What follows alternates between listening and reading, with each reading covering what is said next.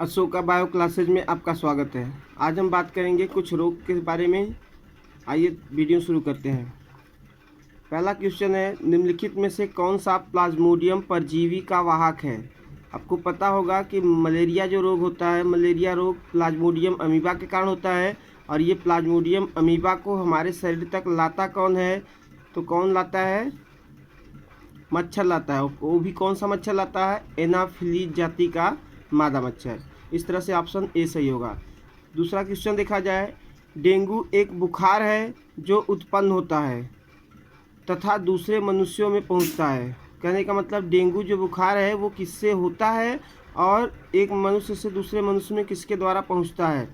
तो सीधी सी बात है, डेंगू जो होता है विषाणु जनित रोग होता है और इसको लाता कौन है? मच्छर। और कौन सा मच्छर? मादा एडीज एडिप्टी नामक मच्छर लाता है। तो इस तरह से कौन सा ऑप्शन सही होगा? पहला, वायरस और मादा एडीज मच्छर द्वारा। यानी कि जो डेंगू बुखार होता है ये विषाणु जनित रोग है, वायरस जनित रोग है और इसको लाता कौन है? मादा एडीज एजिप्टी मच्छर। तीसरे क्वेश्चन पे बात करते हैं। तीसरा क्वेश्चन है, किस तत्व की कमी से घेंघा रोग होता है। तो घेंघा रोग क्या होता है? जो गले में थायराइड ग्रंथि है, इस ग्रंथि में सूजन आ जाता है, फूल जाता है, इसी रोग को बोलते हैं घेंघा रोग। तो घेंघा रोग किसके कारण होता है? किसकी कमी से? तो आयोडीन की कमी से होता है। डीपीटी वैक्सीन का प्रयोग किन बीमारियों के लिए किया जाता है? नाम से ही लग रहा है 3 बीमारी है डीपीटी, डिप्थीरिया, काली खांसी और टिटनेस। तो डिप्थीरिया, काली खांसी और टिटनेस, इन तीनों रोगों के इलाज के लिए कौन सा वैक्सीन लगता है? डीपीटी। अगला क्वेश्चन देखते हैं, पांचवा क्वेश्चन है कि निद्रा रोग किसके द्वारा होता है। निद्रा रोग, इसी को स्लीपिंग सिकनेस बोलते हैं। ये जो होता है आपका ट्रिपैनोसोमा नामक जीव से होता है। तो ट्रिपैनोसोमा से क्या होता है? निद्रा रोग, या इसी को निद्रालु व्याधि रोग के नाम से भी जानते हैं। छठवां क्वेश्चन की बात करेंगे। छठवां क्वेश्चन है, टाइफाइड बुखार किसके कारण होता है। तो टाइफाइड बुखार जो होता है ये आपका जीवाणु जनित रोग है। तो ये क्या होता है आपका? टाइफाइड जो होगा किसके द्वारा होगा? जीवाणु के द्वारा होता है। छठवां क्वेश्चन। सातवां क्वेश्चन की बात करेंगे तो सातवां क्वेश्चन जो है, ब्लू बेबी, ये एक रोग होता है। ब्लू बेबी नामक प्रदूषणकारी बीमारी पीने वाले जल में निम्न से किसकी अधिक विद्यमान होने के कारण होता है। माने कि इसकी मात्रा अधिक होने से blue baby syndrome, blue baby रोग होता है। तो ब्लू से नीला और नाइट्रेट मीन्स न से नाइट्रेट और ब्लू मीन्स भी नीला। तो आप समझने के लिए समझ सकते हैं, ब्लू मीन्स नीला होता है, नाइट्रेट में भी ना आ रहा है, ब्लू मीन्स नीला में भी ना आ रहा है। तो ब्लू बेबी किसके कारण होता है? नाइट्रेट के कारण होगा। आपको याद रखना होगा, ब्लू बेबी किसके कारण होता है? नाइट्रेट के कमी के कारण होता है, अरे नाइट्रेट के कारण होता है। नेक्स्ट क्वेश्चन की बात करते हैं, आठवां क्वेश्चन। तो आठवां क्वेश्चन कह रहा है क्या? आठवां क्वेश्चन कह रहा है कि ल्यूकेमिया जो होता है, ल्यूकेमिया को बोलते हैं क्या? जब ल्यूकेमिया एक प्रकार का कैंसर है जिसमें असाधारण बढ़ोतरी होती है, माने किसकी मात्रा अधिक होने से, यानी किसकी मात्रा में ज़रूरत से ज़्यादा वृद्धि होने से ल्यूकेमिया रोग होता है। ल्यूकेमिया को ही क्या बोलते हैं आप? Blood cancer. ब्लड कैंसर ये जो होता है, श्वेत रुधिर कणिकाओं की जो संख्या होती है, यानी कि WBC की मात्रा जब 1 लाख से अधिक होने लगती है प्रति घन मिलीलीटर, औसतन 1 घन मिलीलीटर में RBC की संख्या होती है 6000 से 8000 के आसपास, और जब इसकी मात्रा 1 लाख से ज़्यादा होने लगती है तो उस अवस्था को बोलते हैं ल्यूकेमिया, यानी कि ब्लड कैंसर। अगला क्वेश्चन बात करते हैं, छठा क्वेश्चन, नवां क्वेश्चन। नवां क्वेश्चन कह रहा है क्या कि जो प्लेग होता है, प्लेग जो होता है किससे फैलता है। तो प्लेग जो होता है, आपको पता है कि प्लेग जो रोग होता था, ये फिलहाल इसका वाहक होता था कौन? मतलब फिलहाल तो जब शुरुआत हुआ था तो देखें, आपको अनुभव होगा यदि, तो ये चूहे पर इसके पिस्सू दौड़ते थे, और लेकिन वास्तव में ये जो रोग होता था किसके द्वारा होता था? जीवाणु के द्वारा। तो प्लेग कैसा रोग होता है? तो प्लेग जो होता है जीवाणु जनित रोग होता है। अगले क्वेश्चन की बात करते हैं, 10वां, एक्वायर्ड इम्यूनो डिफिशियंसी सिंड्रोम, जिसको आप एड्स बोलते हैं। एड्स कह रहा है कि किसके कारण होता है। तो आपको पता होगा एड्स जो है इसमें से किसके कारण होगा। तो एड्स जो होता है विषाणु जनित रोग होता है, वायरस जनित रोग होता है, और उस वायरस का नाम है HIV, human immuno deficiency virus, HIV। तो यानी कि कौन सा ऑप्शन सही होगा? B, virus. अगले क्वेश्चन को देखते हैं 11 क्वेश्चन क्या कह रहा है। हीमोफीलिया कह रहा है कि हीमोफीलिया एक अनुवांशिक विकार है। हीमोफीलिया एक अनुवांशिक विकार मीन्स रोग है जो उत्पन्न करता है, मतलब क्या लक्षण लाता है, हीमोफीलिया में होता क्या है। तो कह रहा है कि हीमोग्लोबिन के स्तर में कमी होता है, कि रुमेटी हृदय रोग उत्पन्न होता है, WBC में कमी होता है, कि रक्त का स्पंदन न जमना। तो कौन सा होगा, यही होगा डी, रक्त का स्पंदन न होना, यानी कि खून का जमना बंद हो जाता है। जब चोट लगेगा तो खून क्या होगा, अत्यधिक बहता है, अत्यधिक रक्तस्राव के कारण रोगी की मृत्यु हो जाती है। तो रक्त का न जमना कौन सा रोग कहलाता है, हीमोफीलिया। अगले क्वेश्चन की बात करते हैं, 12वां क्वेश्चन है। 12वां क्वेश्चन कह रहा है कि निम्नलिखित में से कौन सा अनुवांशिक रोग नहीं है। अनुवांशिक रोग क्या होता है, माँ बाप से जब रोग संतानों में जाता है तो उसको बोलते हैं अनुवांशिक रोग। कह रहा है इसमें से कौन सा अनुवांशिक रोग नहीं है। तो रतौधी कह रहा है कि रंजकहीनता, एल्बिनिज्म ये अनुवांशिक रोग है, रंजकहीनता। हीमोफीलिया ये भी अनुवांशिक रोग है। वर्णांता, इसमें लाल और हरा रंग में डिफरेंस नहीं कर पा रहे हैं तो इसको भी अनुवांशिक रोग बोलते हैं। तो कौन सा बच्चा, ए, रतौधी क्या अनुवांशिक रोग नहीं है। इस तरह से ए सही होगा। कह रहा है अगला क्वेश्चन 13वां क्वेश्चन कह रहा है कि रक्त आतंचन यानी कि थक्का बनने में निम्नलिखित में से कौन सा विटामिन की भूमिका होती है। यानी खून को जमाने में जब चोट लगता है तो रक्त का थक्का जमाने में कौन सा विटामिन सहयोग करता है। तो कह रहा है विटामिन ए, कि विटामिन डी, कि विटामिन ई, कि विटामिन के। आपको पता होगा विटामिन के जो होता है रक्त स्कंदन यानी खून का थक्का जमाने में सहायक होता है। अगला क्वेश्चन बात करते हैं 14वां, एड्स का कारण कह रहा है कि ह्यूमन इम्यूनोडिफिशियेंसी वायरस। अभी ऊपर बात हुई थी कि HIV के कारण एड्स होता है।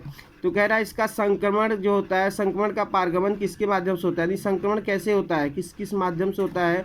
तो कह रहा है दूषित भोजन और जल के ग्रहण करने से। तो देखिए सीधी सी बात बता दे, एड्स जो होता है रुधिर से संचरित होने वाला रोग है, यौन संचरित रोग है, यौन क्रिया द्वारा होने वाला रोग है। और अधिकांशतः क्या होता है, रुधिर किसी व्यक्ति में HIV है और उसका रुधिर किसी दूसरे व्यक्ति को आदान प्रदान कर दिया जाए तो इसके कारण क्या होता है, ये रोग फैलता है। तो आप देख लीजिए ऑप्शन। तो दूषित भोजन से, तो खाना दूषित भोजन और जल से सब तो ऐसा कारण हो सकता है लेकिन होगा नहीं ये इसके अलावा दूषित रक्त एवं रक्त उत्पादों के संचरण से। तो बस यही हो गया। प्रदूषित रक्त यानी कि किसी व्यक्ति के रक्त में क्या है, HIV है, तो अब वही रक्त दूसरे को चढ़ा देंगे तब उस व्यक्ति में हो जाएगा। तो यही दूसरा ऑप्शन सही होगा। अगला क्वेश्चन 15वां देख रहे हैं। 15वां क्या कर रहा है, ट्यूबरकुलोसिस संक्रमण होता है। ट्यूबरकुलोसिस यानी TB जिसको बोलते हैं, किसके कारण होता है। तो TB जो होता है जीवाणु जनित रोग होता है और ये क्या होता है, माइकोबैक्टीरियम ट्यूबरकुलोसिस से। किससे, माइकोबैक्टीरियम ट्यूबरकुलोसिस, नाम से ही लग रहा है ट्यूबरकुलोसिस, ठीक है, माइकोबैक्टीरियम ट्यूबरकुलोसिस से होता है। अगला क्वेश्चन की बात कर रहे हैं 16वां क्वेश्चन क्या कर रहा है, चेचक का कारण है, माने चेचक किसके कारण होता है। तो चेचक जो होता है ये विषाणु जनित रोग होता है। चेचक जो होता है विषाणु जनित रोग होता है और किस विषाणु के कारण होता है, तो वेरियोला वायरस। कौन सा, वेरियोला वायरस के कारण होता है। ऑप्शन डी सही होगा। टिटनेस का कारण होता है, टिटनेस का कारण होता है, यानी टिटनेस कह रहा है कि किसके कारण होता है, किस के कारण हो रहा है, तो क्लोस्ट्रीडियम टाइटेनी, क्लोस्ट्रीडियम टाइटेनी। तो इस तरह से कौन सा ऑप्शन सही होगा, पहला ऑप्शन सही होगा क्लोस्ट्रीडियम। तो क्लोस्ट्रीडियम टाइटेनी के कारण कौन सा रोग होता है, टिटनेस। नेक्स्ट क्वेश्चन की बात करते हैं हम लोग।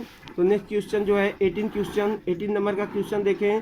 तो 18 नंबर का क्वेश्चन क्या कह रहा है, तो 18 नंबर का क्वेश्चन कह रहा है कि निम्न में से कौन सा सही सुमेलित नहीं है। यानी कह रहा है कि इसमें से कोई ढेर सारी बीमारियां लिखा है 4 और चारों ऑप्शन में से कह रहा है कि इसमें से कौन गलत मिसमैच कर रहा है, यानी सही मिलान नहीं है इसका।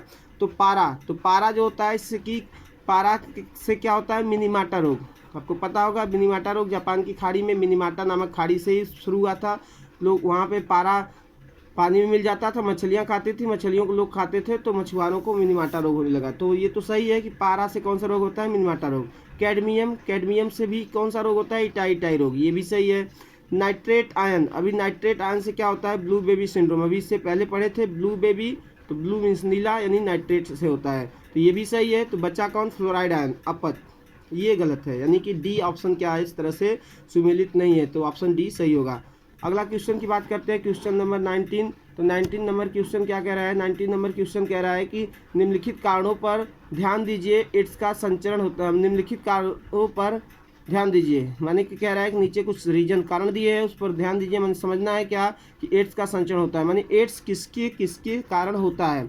लैंगिक संभोग से, ये सही है, बताए थे लैंगिक रोग होता ही है, यौन संचरित रोग।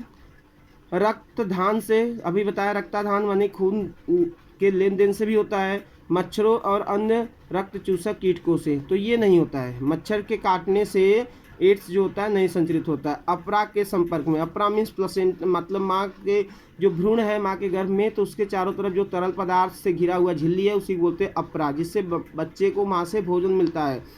तो सीधी सी बात है, माँ का ब्लड से संपर्क होगा बच्चे का, यदि माँ संक्रमित है तो बच्चा भी संक्रमित होगा, तो अपरा के संपर्क से भी होता है। तो इस तरह से कौन कौन ऑप्शन सही हुआ, पहला, दूसरा और चौथा। तो ऑप्शन कौन सा होगा, बी सही होगा, पहला, दूसरा और चौथा।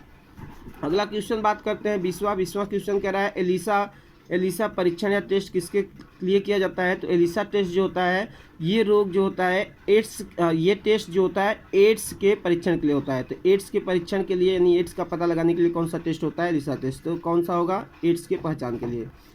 21वां क्वेश्चन कह रहा है कि खसरा की बीमारी होती है, खसरा कौन सा रोग होता है। तो खसरा जो होता है ये विषाणु जनित रोग होता है, वायरस जनित रोग होता है।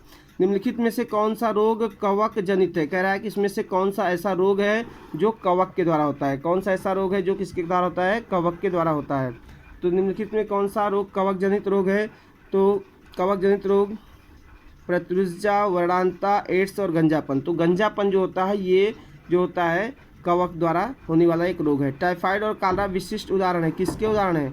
तो कह रहा है टाइफाइड और कालरा किसके उदाहरण है। तो कह रहा है संक्रामक रोगों के, वायुजन्य रोगों के, जलजन्य रोगों के, और कह रहा है कि इसके अलावा उपयुक्त में से कोई नहीं। तो इस तरह से देखा जाए तो कौन सा ऑप्शन सही है। तो आपको पता होगा टाइफाइड, कालरा ये सब जो होता है दूषित जल के यूज करने से होता है, यानी गंदे पानी पीने से ऐसा होता है। तो ये कौन सा ऑप्शन सही होगा, सी, जलजन्य रोगों के कारण होता है। अगला क्वेश्चन बात करते हैं, क्वेश्चन नंबर 24 कह रहा है क्या कि H1 और N1 जो होता है ये क्या है, प्रायः समाचारों में निम्नलिखित में से किस एक बीमारी के संदर्भ में उल्लेख किया जाता है। यानी कह रहा है कि सीधी सी बात कि H1N1 जो वायरस है ये किस रोग को फैलाता है। तो कौन सा रोग फैलाता है, ये जो होता है स्वाइन फ्लू। कौन सा, स्वाइन फ्लू जो होता है, स्वाइन फ्लू रोग फैलाने का काम कौन करता है, H1N1। अगला क्वेश्चन कह रहा है आपका 25 क्वेश्चन कह रहा है कि निम्नलिखित में से कौन से मधुमेह से संबंधित है जो प्रौढ़ों में यानी वृद्ध जो होते हैं वृद्धों में एक समान रोग है। कह रहा है कि वृद्धों में मधुमेह से संबंधित कौन सा रोग है।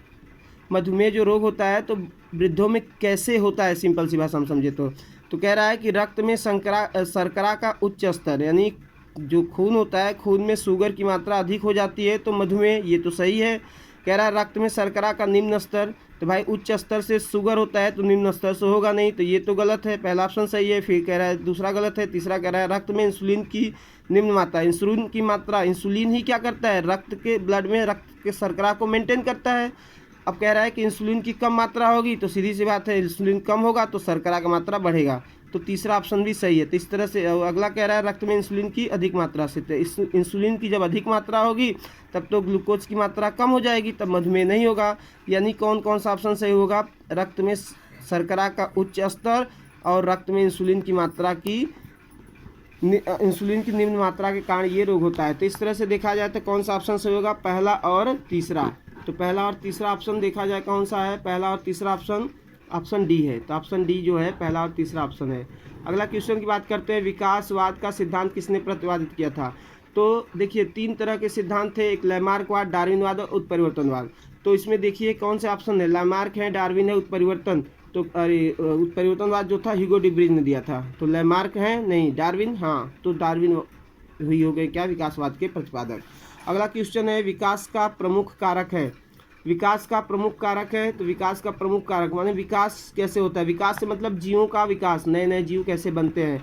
तो यही जो डार्विन थे, डार्विन ने किस पर कहा था, उत्परिवर्तन के लिए भी लोग कहे थे, उत्परिवर्तनवाद दिया था ह्यूगो डी ब्रिज ने। तो इसको पूर्णतः मान्य नहीं किया गया।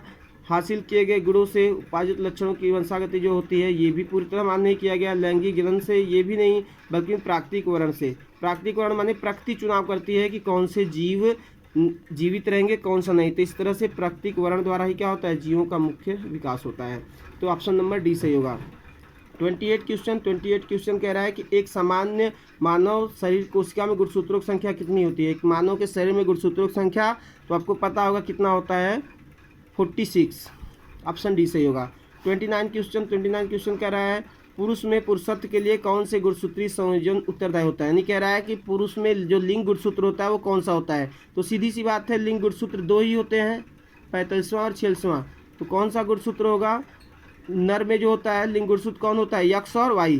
तो यही जो ऑप्शन नंबर डी है यही क्या होगा, इसका आंसर होगा। अगला कह रहा है कि क्वेश्चन नंबर 30 क्वेश्चन कह रहा है कि जीवों में अनुवांशिक लक्षण संतान में ले जाए जाते हैं। मैंने माता पिता से लक्षण संतानों में कौन ले जाता है। तो माता पिता से लक्षणों को संतानों में ले जाता है गुणसूत्र। तो यही क्रोमोसोम जो होते हैं क्रोमोसोम के द्वारा जाते हैं। वीडियो देखने के लिए धन्यवाद। ज़्यादा से ज़्यादा लाइक, सब्सक्राइब और शेयर कीजिए।